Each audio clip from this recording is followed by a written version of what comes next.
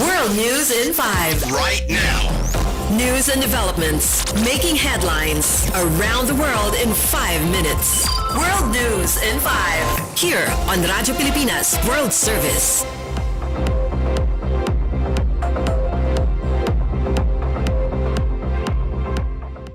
Good day. This is World News in 5 here on Radyo Pilipinas World Service. Palestinian authorities said that Israeli strikes killed at least 14 people in Gaza and plumes of smoke were rising above the southern Beirut suburbs less than an hour after Israeli forces told residents to evacuate. While fighting continues, international aid groups issued a report saying Israel has not met a Tuesday deadline set by the United States to allow more aid into the Gaza Strip. But the Israeli military said hundreds of packages of food and water have been brought to an area in northern Gaza where it has been focusing operations. Last month, the Biden administration told Israel to surge more food and supplies into Gaza or risk a cut in military aid. On Tuesday, a group of 8 international aid organizations said that of 19 measures of compliance with the U.S. demands, Israel failed to comply with 15 and only partially complied with 4.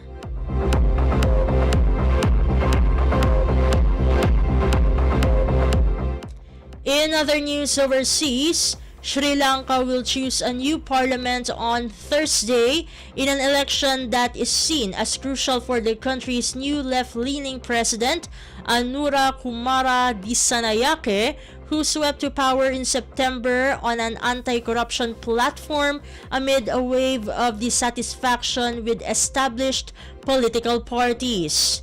Disanayake's National People's Power or NPP coalition currently has only 3 seats in the 225-member parliament, constraining its ability to usher in the systemic changes he says are necessary to tackle corruption and improve economic conditions for the working class. Aiming to boost the NPP's representation, Dissanayake dissolved parliament soon after he was voted into power and called for snap polls a year ahead of schedule. Analysts say the strong support that Dissanayake secured in the presidential election 7 weeks ago will likely stay with his party in Thursday's election.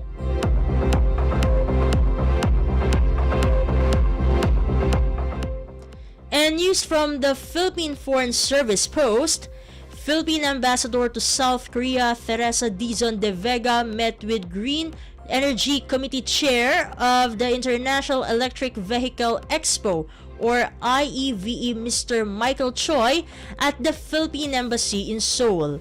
The Philippines is an active participant in the IEVE, regularly sharing developments in the Philippine EV ecosystem and its potential to create a more efficient and sustainable transport system.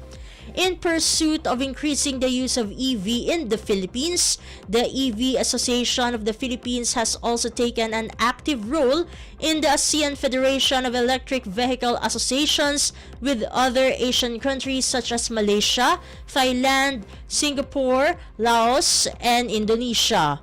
As the second largest producer of nickel in the world, the Philippines can benefit from advancing the electric vehicle industry as critical raw materials are required to manufacture its vehicles and parts.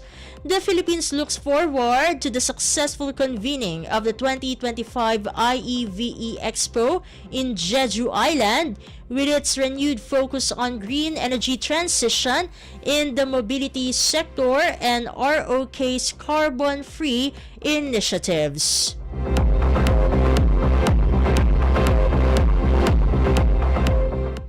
And that concludes today's edition of World News in 5. For Radyo Pilipinas World Service, this has been Steph Vicente. Good day and stay safe, everyone. World News in 5. Right now. News and developments. Making headlines. Around the world in 5 minutes. World News in 5. Here on Radyo Pilipinas World Service.